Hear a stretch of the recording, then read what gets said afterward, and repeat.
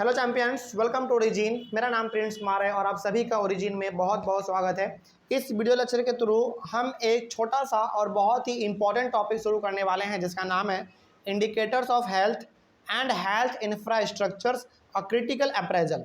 यानी कि बेसिकली हम लोग इसमें ये पढ़ेंगे कि हेल्थ और हेल्थ इंफ्रास्ट्रक्चर को किस प्रकार से इंडिकेट किया जा रहा है, किस प्रकार से उसको मेजर किया जा रहा है, किस प्रकार से उसको आंका जा रहा है। ठीक है, इसी के बारे में हम लोग आज पढ़ेंगे और यही हमारा आज का टॉपिक भी होने वाला है।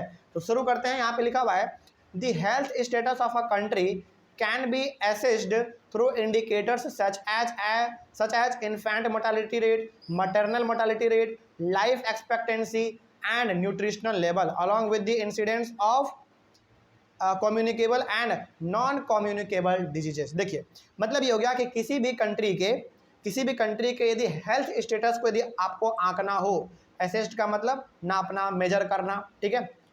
तो यहाँ पे बेसिकली कहा जा रहा है कि यदि किसी भी कंट्री का यदि आपको हेल्थ स्टेटस जानना हो कि वहाँ पे जो स्वास्थ्य व्यवस्था है वो अच्छा है कि खराब है, तो आपके पास ना 3-4 इंडिकेटर है, यानी कि 3-4 तरीके हैं जिससे कि आप वो नाप सकते हैं। जैसे पहला है आपका इन्फेंट मोर्टालिटी रेट।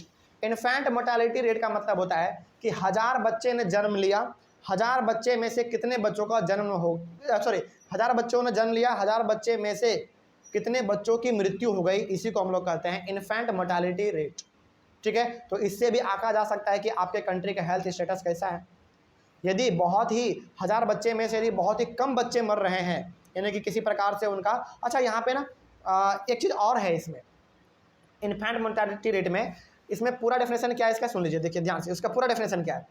इसमें इन्फेंट मोर्टालिटी रेट बेसिकली ये कहता है ना कि मान लीजिए कि 1000 बच्चों ने जन्म लिया, ठीक है, और उस 1000 बच्चे में से ऐसे कुछ बच्चे थे जो कि डेथ कर गए, यानी कि वो मर गए बिना 1 साल कंप्लीट किए। वो किसी भी कारण से मर सकते हैं, है ना, हालांकि बेसिकली मेडिकल प्रॉब्लम ही हो तो ज़्यादा बेटर होगा। तो वो बिना 1 साल कंप्लीट किए यदि वो मर जाता है बच्चा, तो उसी को हम लोग कहते हैं इन्फेंट मोर्टालिटी रेट। और इन्फेंट मोर्टालिटी रेट हमेशा जो है 1000 बच्चों में निकाला जाता है, इस बात को आप याद रखिएगा। तो यदि 1000 बच्चों में से बहुत ही कम बच्चे मर रहे हैं, तो इसका मतलब ये हो गया कि उस कंट्री का हेल्थ स्टेटस थोड़ा बहुत ठीक है, अच्छा है, क्योंकि ज़्यादा बच्चे बच जा रहे हैं, है ना। आगे बढ़ते हैं फिर मैटरनल मोर्टालिटी रेट। देखिए, बहुत बार क्या होता है ना कि जब माएँ अपने बच्चे को जन्म देती है ना, तो बच्चे के जन्म के दौरान ही बहुत सारे माएँ ऐसी होती हैं, मदर ऐसे होते हैं जिनका कि मृत्यु हो जाता है बच्चे को जन्म देने वक्त, या फिर बहुत हाँ, बेसिकली आप यही समझ लीजिए, ठीक है। उसको हम लोग कहते हैं मैटरनल मोर्टालिटी रेट। उसके बाद है लाइफ एक्सपेक्टेंसी। लाइफ एक्सपेक्टेंसी का मतलब ये हो गया कि आपके कंट्री का जो पॉपुलेशन है वो ऑन एन एवरेज कितने साल जी रहा है, इसी को हम लोग कहते हैं लाइफ एक्सपेक्टेंसी रेट। पूरा नाम क्या है? पूरा नाम है लाइफ एक्सपेक्टेंसी रेट। तो इसका मतलब ये हो गया कि आपके कंट्री के जो पॉपुलेशन है वो अपना पूरा जीवन, यानी कि ऑन एन एवरेज कितने साल जी रहा है। हो सकता है किसी कंट्री का लाइफ एक्सपेक्टेंसी रेट जो है वो 60 साल हो, यानी कि 60 साल तक ही वहाँ के आदमी ऑन एन एवरेज वहाँ पे जी रहे हो, 60 साल के बाद मर जाते हो। या फिर हो सकता है किसी कंट्री का 80 साल हो, किसी कंट्री का 90 साल हो, किसी कंट्री का 75 हो, किसी का 95 हो, किसी का 85 हो। तो ये बेसिकली लाइफ एक्सपेक्टेंसी रेट ये बताता है कि वहाँ पे रहने वाले पॉपुलेशन का जो पूरा जो उन्होंने जीवन जिया वो ऑन एन एवरेज कितना साल जिया, उसको हम लोग कहते हैं लाइफ एक्सपेक्टेंसी। ठीक है, ये भी बताता है कि आपके यहाँ का हेल्थ स्टेटस कैसा है, और समझ में आ रही है। एंड न्यूट्रिशनल लेवल, यानी कि आपके यहाँ पे प्रेजेंट जो बच्चे हैं उनको, या फिर जो बड़े बुजुर्ग हैं जो भी हैं, उसको न्यूट्रिशन किस प्रकार का मिल रहा है, क्या उसको पौष्टिक आहार मिल पा रहा है कि नहीं मिल पा रहा है। इसके साथ हम लोग ये कह सकते हैं कि किसी भी कंट्री के यदि हेल्थ स्टेटस को यदि नापना हो तो ये चारों चीज़ देख लो, बढ़िया है, तो ऑब्वियस सी बात है उस कंट्री का जो हेल्थ स्टेटस है वो अच्छा होगा। अलॉन्ग विथ, इसके साथ ही साथ along with the incidents of communicable and non communicable diseases, इसके साथ ही साथ इसका मतलब ये हुआ कि वहाँ पे ये भी देखो कि कम्युनिकेबल डिजीजेज और नॉन कम्युनिकेबल डिजीजेज कितना है। कम्युनिकेबल क्या होता है, नॉन कम्युनिकेबल क्या होता है, इसके बारे में बात कर लेते हैं। देखिए, कम्युनिकेबल डिजीजेज ऐसे डिजीज होते हैं, यानी कि ऐसे बीमारी जो कि किसी के कॉन्टैक्ट में आने से होता है।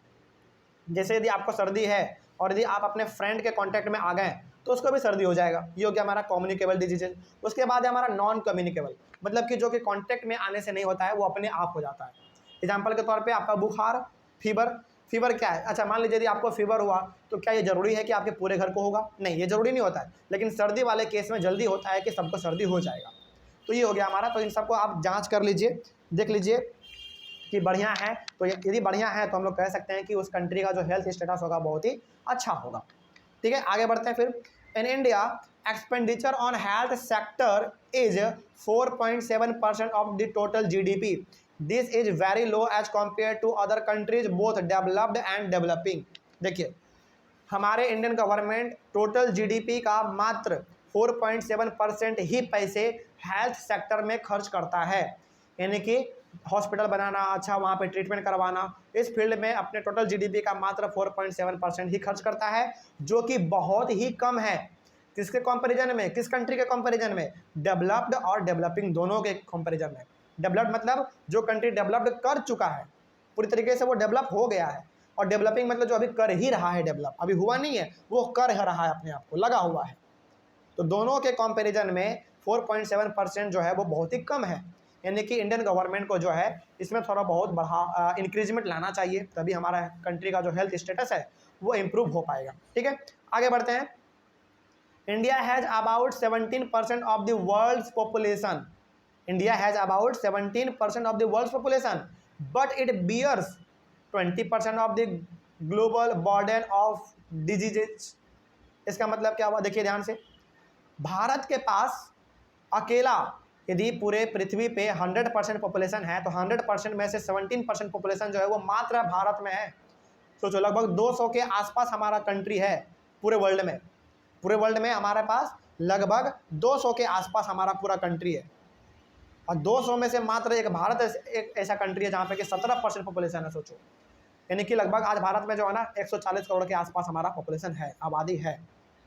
ये हो गया, लेकिन ये मात्र 20% ही ग्लोबल बर्डन डिजीज यहाँ पे है भारत में। अब ये ग्लोबल बर्डन डिजीज क्या है भाई? जीबीडी, इसके बारे में जान लीजिए। चलिए, यहाँ पे हमने लिख दिया है, लिखा हुआ है कि it is an indicator used by experts to gauge the number of people dying prematurely due to a particular disease, as well as the number of years spent by them in a state of disability owing to the disease। मतलब ये हो गया कि GBD यानी कि global burden of diseases, ये एक ऐसा इंडिकेटर है जो कि हमारे एक्सपर्ट्स के द्वारा यूज किया जाता है, और ये बताता है कि आपके कंट्री में ऐसे कितने नंबर ऑफ पीपल हैं जो कि प्रीमेच्योरली, देखिए यहाँ पे लिखा हुआ है the number of people dying prematurely due to a particular diseases, यानी कि आपके कंट्री में ऐसे कितने लोग हैं जो कि पूरी तरीके से अभी मैच्योर भी नहीं हुए थे, यानी कि पूरी तरीके से वो अपना एनवायरनमेंट में एक्सेप्ट भी नहीं हुआ था, वो मर गया। बात समझ में आ रही है? किसी भी प्रकार की बीमारी से वो हो सकता है। एज वेल एज, या और तो और, the number of years spend by them in a state of disability owing to the disease. इसके साथ ही साथ आपके कंट्री में ऐसे कितने नंबर ऑफ पीपल हैं जो कि कितने साल वो जिया, यानी कि कितने साल वो अपनी लाइफ को स्पेंड किया किसी बीमारी को सहते हुए। मतलब ये हो गया, यदि हम लोग जीबीडी को यदि एक सेंटेंस में हम लोग यदि कहना चाहें तो कह सकते हैं कि ये एक ऐसा इंडिकेटर है जो कि हमारे एक्सपर्ट्स के द्वारा यूज किया जाता है, जो कि हमको ये बताता है कि आपके कंट्री में ऐसे कितने नंबर ऑफ पीपल हैं जो कि मैच्योर होने से पहले मर गए किसी बीमारी की वजह से, या फिर और तो और ऐसे कितने नंबर ऑफ पीपल हैं जो कि बीमार हैं लेकिन वो कुछ साल जी लिया है या फिर जी रहा है ना? यही हमारा कहलाता है जीबीडी। और ये कितना है भारत में? 20% है। कितना है? 20% है। सोचिए, यानी कि मतलब ये हो गया कि भारत में 20% ऐसे हमारे लोग हैं जो कि मैच्योर होने से पहले ही मर जा रहे हैं किसी बीमारी की वजह से। जैसे बच्चे जन्म लिए और बच्चे जन्म लेने के साथ ही वो 1-2 महीने के बाद मर गए किसी बीमारी की वजह से, क्योंकि कोई बीमारी हो जाता है भाई। बहुत सारे बीमारी तो ऐसे होते हैं जो कि भाई बर्थ होता है, माँ के कोख से ही होके आता है वो, है ना? और या फिर बहुत सारे ऐसे भी बीमारी हैं बहुत सारे ऐसे भी बीमारी हैं जो कि लोगों को बीमारी तो है लेकिन वो कुछ साल अपना जो है बीमारी में ही जी रहा है और बाद में भी वो मर जाएगा। तो इसका संख्या जो है भारत में वो टोटल 20% है। सोचो भारत के पास टोटल पॉपुलेशन कितना 17%, वर्ल्ड का टोटल पर्सन भारत के पास 17%, लेकिन जीबीडी कितना है 20% है भाई। यानी कि यहाँ पे लोग जो है ज़्यादा मर रहे हैं। क्यों? क्योंकि यहाँ का जो हेल्थ इंफ्रास्ट्रक्चर है वो ठीक नहीं है। आगे बढ़ते हैं। In India more than half of GBD is accounted by communicable diseases such as diarrhoea, malaria and tuberculosis. मतलब ये हो गया कि भारत में जीडीपी जो है आधा क्यों है, सॉरी इसका मतलब ये हो गया कि भारत में आधा जीडीपी इसलिए है क्योंकि यहाँ पे कम्युनिकेबल डिजीजेज ज़्यादा फैल रहा है। मतलब ये हो गया कि भारत में जो 20% है, 20% का आधा कर दो 10%, इसका मतलब ये हो गया कि भारत में 10% लोग केवल और केवल इस वजह से मर रहे हैं क्योंकि उसको कम्युनिकेबल डिजीजेज हो गया है। मतलब ये कि कम्युनिकेबल डिजीज का मतलब क्या, जो कि कॉन्टेक्ट में आने से होता है, कोई किसी के कॉन्टेक्ट में आ गया वो हो गया हमारा कम्युनिकेबल डिजीज। तो टोटल जीडीपी का, सॉरी जीडीपी नहीं, जीबीडी, टोटल 20% जीबीडी का 10% ऐसे लोग हमारे हैं, ऐसे लोग मारे जाते हैं जो कि केवल और केवल कम्युनिकेबल डिजीजेस से ग्रसित हैं, जैसे डायरिया, मलेरिया और ट्यूबरक्लोसिस। तो यानी कि इन सब के बीमारी के वजह से जो है हमारा भारत में 10% लोग मर जा रहे हैं, ग्रसित हैं पूरी तरीके से बीमार से, और वो बाद में मर ही जाएंगे बीमारी से। आगे बढ़ते हैं।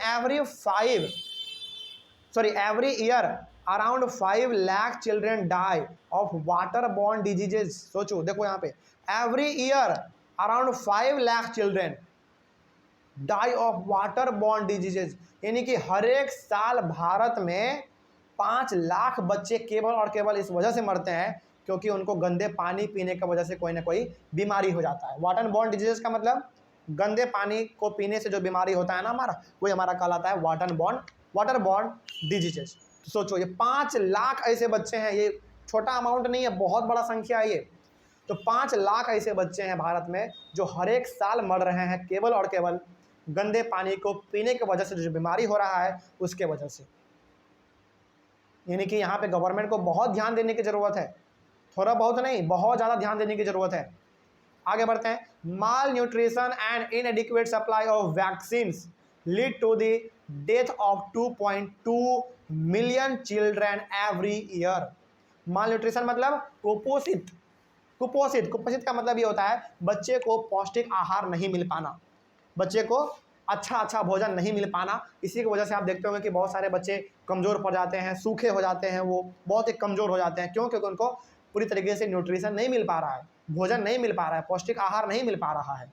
तो माल न्यूट्रिशन की वजह से, और इनएडिक्वेट सप्लाई ऑफ वैक्सीन, मतलब कि अलग अलग प्रकार के बीमारी होते हैं, अलग अलग प्रकार की बीमारी के लिए अलग अलग वैक्सीन भी निकाला जाता है।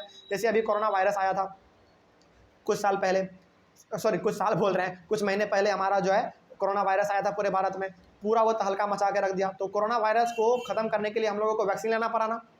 तो बहुत सारे समय पे ऐसे बीमारी आते रहते हैं, ऐसे वायरस आते रहते हैं जिसको कि वैक्सीन से ही ख़त्म किया जा सकता है। तो वैक्सीन का समय पे नहीं मिल पाना, तो ऑब्वियस ही बात है वैक्सीन का समय पे नहीं मिल पाने की वजह से आदमी का डेथ होगा ही होगा, है ना। तो भोजन अच्छी तरीके से नहीं मिल पाना और बीमार होने के बाद वैक्सीन नहीं मिल पाना, इस वजह से जो है हर साल भारत में 2.2 मिलियन चिल्ड्रन मर रहे हैं। 1 मिलियन में कितना होता है? 1 मिलियन में होता है 10 लाख। 1 मिलियन में 10 लाख होता है, तो 2 मिलियन में कितना हो गया? 20 लाख हो गया। यानी कि लगभग 20 लाख, हालांकि यहाँ पे 0.2 भी है, उसको तो हम ऐड ही नहीं कर रहे हैं, ऐड उसको छोड़ दो, कम से कम 20 लाख ही समझो, वही बहुत बड़ा डाटा है।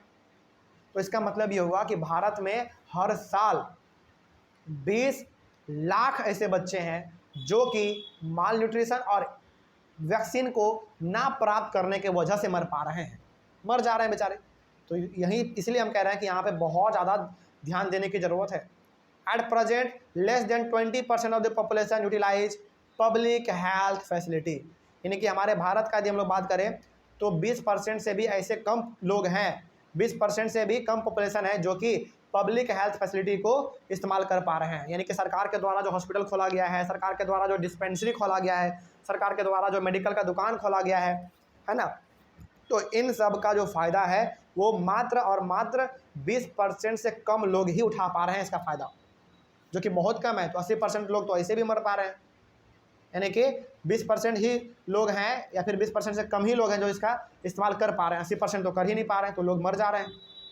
आगे, only 38% of the PHCs have the required number of doctors, यानी कि प्राइमरी हेल्थ सेंटर जो होते हैं हमारे गाँवों में, उसमें मात्र 38% ही डॉक्टर हैं।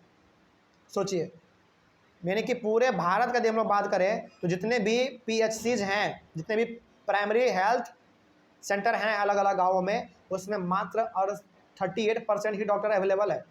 And only 30% of the PHCs have sufficient stock of medicine, और 30% ही PHCs ऐसे हैं जिसके पास की सफिशिएंट मात्रा में, यानी कि ठीक मात्रा में दवाई है। सोचो, तो जो बच गए उनके पास तो ना डॉक्टर है ना दवाई है। PHC पूरी तरीके से कारखाना बना हुआ है, जंगल का, यानी कि मकड़ी का जाल उसमें पूरा लटक रहा है, कोई इस पर ध्यान नहीं दे रहा है। इस प्रकार का भयावह स्थिति हमारे सामने आ रहा है। ठीक है, तो ये हो गया हमारा पूरी तरीके से हेल्थ एंड हेल्थ इंफ्रास्ट्रक्चर का इंडिकेटर, यानी कि क्रिटिकल अप्रेजल, जो कि बहुत ही सोचने वाली बात है, यानी कि गंभीर टॉपिक था ये। थोड़ा बहुत कुछ इसमें जो है ना डरावना था। सोचो कितने कितने लाख लोग मर रहे हैं, बच्चे मर रहे हैं हर साल। तो थोड़ा बहुत इस पर जो है ना, थोड़ा बहुत नहीं, बेसिकली बहुत ध्यान देने की जरूरत है इस पर गवर्नमेंट को। ठीक है, चलिए, आई होप आपको ये टॉपिक समझ में आ गया होगा। अगली वाली क्लास में हम लोग शुरू करेंगे urban, rural and poor rich divide के बारे में। ठीक है, चलिए, thank you very much and have a nice day.